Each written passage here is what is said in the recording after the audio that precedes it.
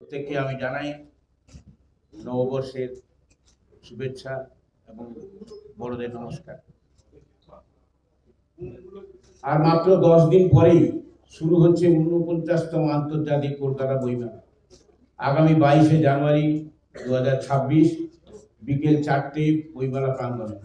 উদ্বোধক ও প্রধান অতিথি পশ্চিমবঙ্গের মাননীয় মুখ্যমন্ত্রী শ্রীমতী মমতা বন্দ্যোপাধ্যায়। সম্মানীয় অতিথি হিসেবে উপস্থিত থাকবেন এবছরের ফোকাল থিম কান্ট্রি আর্জেন্টিনার বিশিষ্ট সাহিত্যিক গুস্তাভো কানসোব্রে এবং ভারতে নিযুক্ত আর্জেন্টিনার মাননীয় রাষ্ট্রদূত মারিয়ানো কাউসিনো। এছাড়াও উপস্থিত থাকবেন পশ্চিমবঙ্গের কবি, সাহিত্যিক এবং গুণীজন।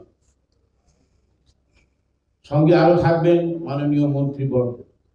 এবারের আন্তর্জাতিক কলকাতা বইমেলার বিশেষ উল্লেখনীয় বিষয়, সব মিলিয়ে মেলায় অংশগ্রহণীর সংখ্যা প্রায় 1000-এর বেশি।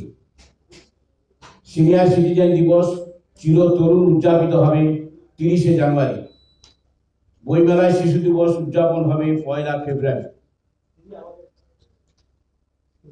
9টি তরুণের মধ্যে 2টি হচ্ছে আর্জেন্টিনার স্থাপত্যের আদলে। কিছুদিন আগে যারা প্রয়াত হয়েছেন আমাদের প্রিয় সাহিত্যিক প্রফুল্ল রায় এবং প্রতুল মুখোপাধ্যায়, এদের নামে থাকছে 2টি তরুণ।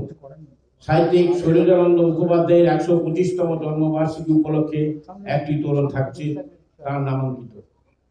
লিটল ম্যাগাজিন প্যাভিলিয়ন হচ্ছে আমাদের কবি রাহুল পুরকায়স্থের নামে। জন্ম শতবর্ষ উপলক্ষে শিল্পী ময়ূর চৌধুরীর নামে থাকবে বইমেলার শিশু মণ্ডপ। ভূপেন হাজারিকা এবং সলিল চৌধুরীর জন্ম শতবর্ষে আলোচনা ও সঙ্গীত অনুষ্ঠানের মাধ্যমে উদযাপিত হবে যথাক্রমে 26 ও 27 জানুয়ারি।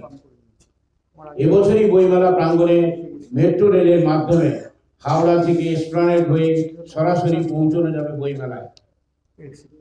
আশা করা যায় এবারে বইমেলায় অন্যান্য জেলার আরো অনেক বেশি সংখ্যক মানুষ মেট্রোর মাধ্যমে আসতে পারবেন। আমাদের অনুরোধে মেট্রো রেল কর্তৃপক্ষ সিদ্ধান্ত নিয়েছেন মেলার দিনগুলোয় আরো বেশি সংখ্যক মেট্রো চালানো। রাত প্রায় 10টা পর্যন্ত মেট্রো চালাবার এবং ছুটির দিনেও এই পরিষেবা যাতে চালু রাখা যায়, এবারে বইমেলা প্রাঙ্গণে থাকবে মেট্রোর একটি বিশেষ বুথ, যেখান থেকে ইউপিআই মাধ্যমে সরাসরি টিকিটও কাটা যাবে।